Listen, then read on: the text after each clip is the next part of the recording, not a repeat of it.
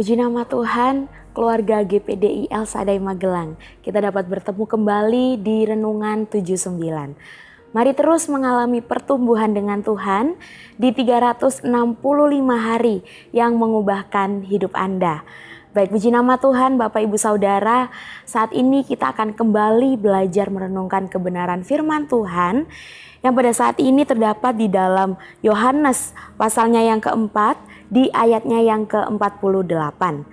Baik, puji nama Tuhan, demikianlah firman Tuhan.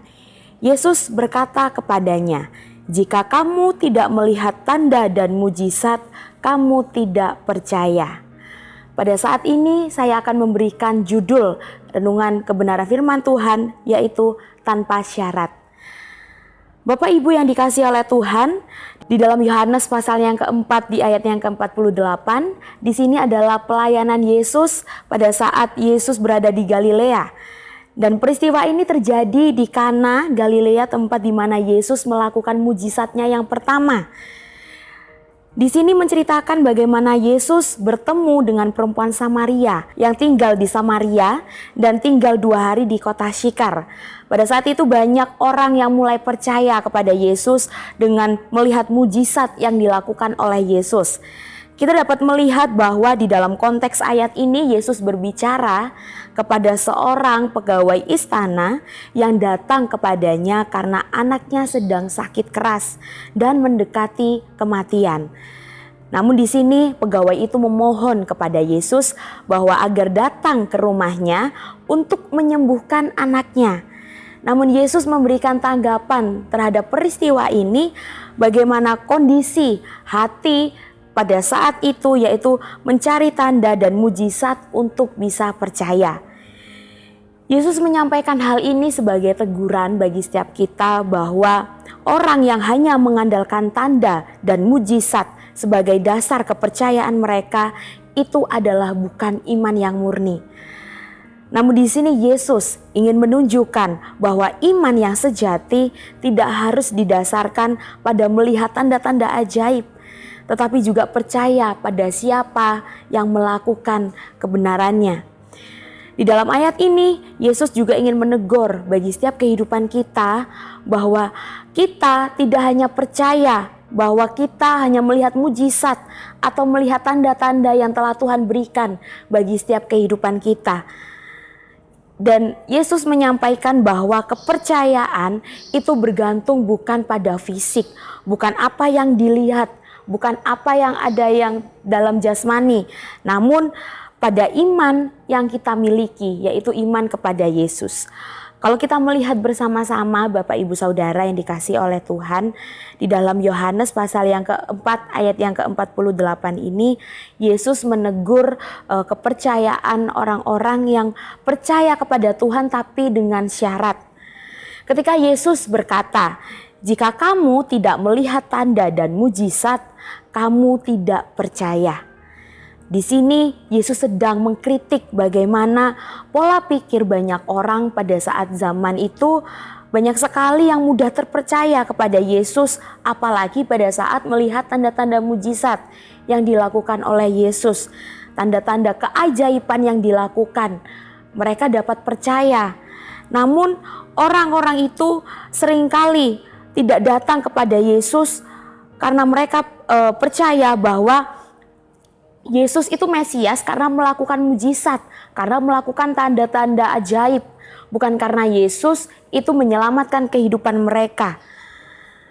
Di sini kita dapat belajar Bapak Ibu Saudara bahwa kehidupan kita juga harus terus mengandalkan Tuhan. Kehidupan kita harus percaya kepada Tuhan, bukan hanya sekedar melihat apa yang Yesus lakukan, mujizat-mujizat yang Yesus lakukan, tetapi karena iman percaya kita kepadanya.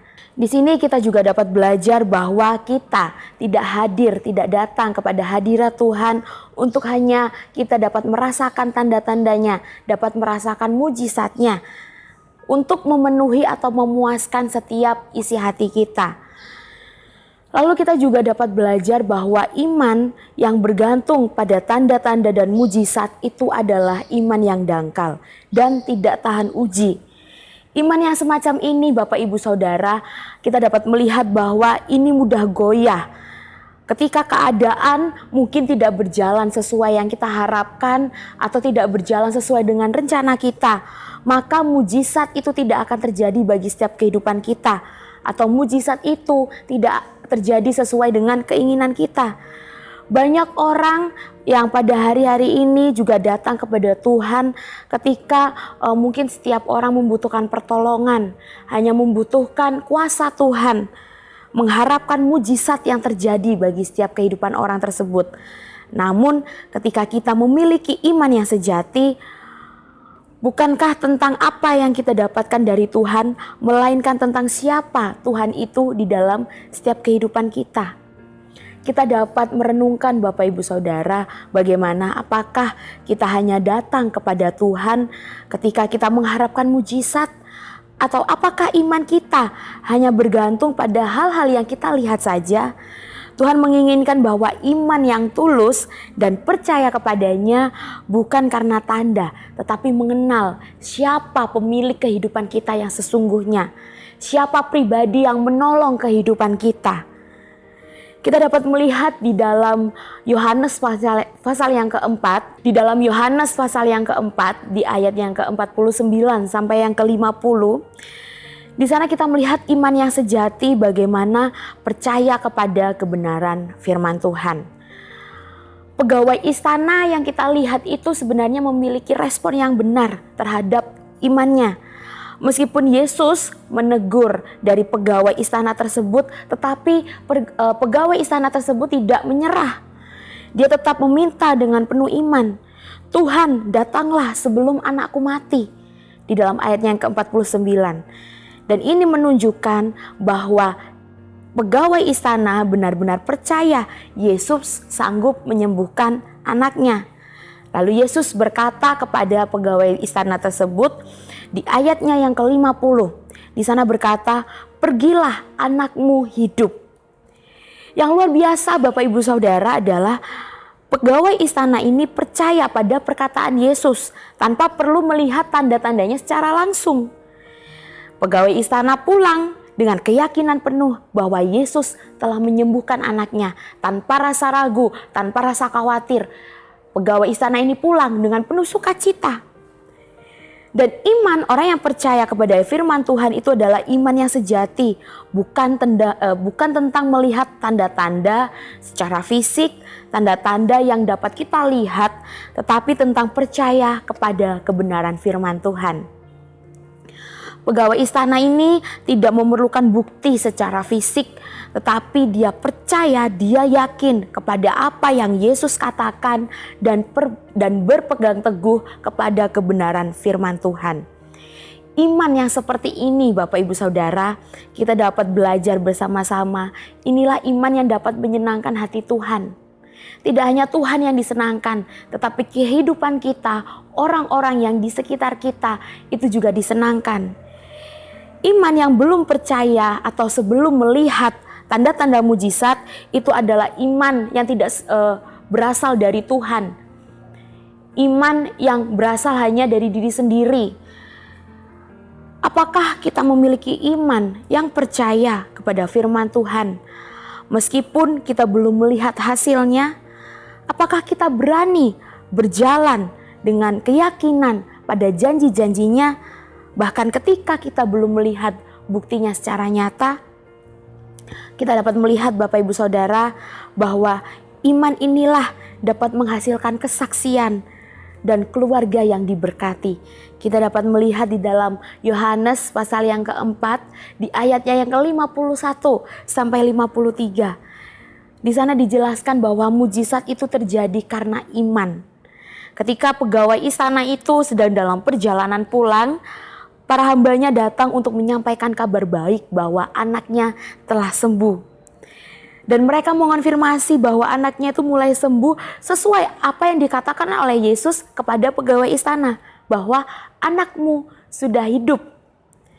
Mujizat ini terjadi bukan hanya karena permintaan sang pegawai, tetapi juga iman yang dia punya, iman sejati yang terus berpegang teguh di dalam Tuhan. Iman yang dapat membawa dampak bagi orang lain, bagi keluarga. Ketika setelah mengalami mujizat, pegawai ini percaya dan seluruh keluarganya juga percaya kepada Yesus bahwa mujizat yang dialami itu tidak hanya menjadi berkat bagi pegawai itu, namun juga menjadi berkat bagi keluarganya.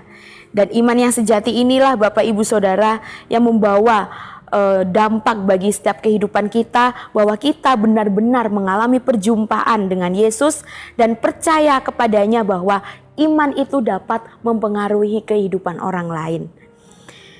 Kita dapat merenungkan Bapak Ibu Saudara, apakah iman kita berdampak bagi keluarga kita dan orang lain yang ada di sekitar kita. Ketika kita hidup di dalam iman yang percaya kepada Tuhan, kesaksian hidup kita juga bisa membawa kepada orang lain kepada Yesus Kristus.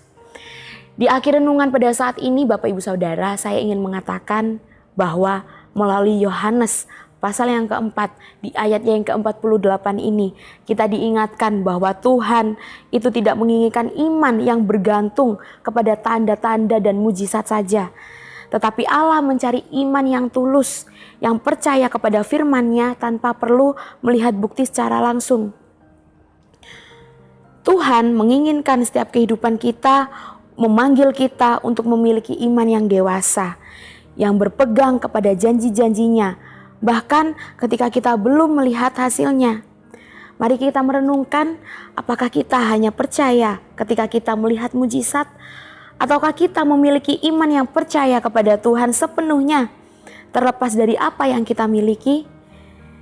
Dan biarlah kita semua dapat belajar untuk percaya kepada Yesus dengan iman yang sejati, iman yang bertumpu kepada kebenaran firman-Nya, dan iman yang tidak bergantung pada tanda dan mujizat saja.